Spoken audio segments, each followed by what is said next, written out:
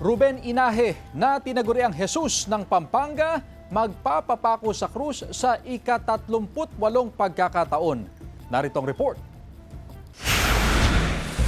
Hindi naman narito. Handa na muling magpapako sa krus ang 65 anyos na si Ruben Inahe ng Barangay San Pedro Putud, City of San Fernando, Pampanga. Sa loob ng 38 taon, siya ang gumaganap na Jesus sa taunang reenactment ng Via Crucis, isang panatang sinimulan niya bilang pasasalamat sa Panginoon. Pero ayon sa simbahang Katolika, ang pagpapahirap sa sarili tulad ng pagpapapako sa krus ay hindi na dapat ginagawa tuwing Semana Santa. It's never a practice na in-encourage ng simbahan. Yung flagellation, yung magpapapakok sa krus, yung susugatan mong sarili mo. Hindi.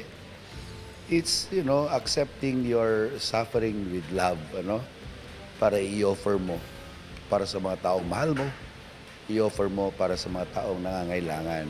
Imbes na magpapako sa krus, mag-alay na lang ng dugo ayon sa simbahang Katolika. Kaninang umaga, nagsagawa ng bloodletting activity ang pamunuan ng St. John the Evangelist Cathedral, katuwang ang Philippine Red Cross Pangasinan Chapter.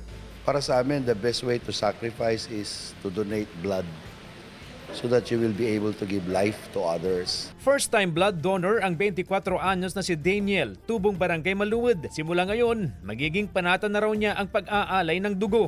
Gusto ko rin po kasing makatulong sa mga kinangailangan ko ng dugo.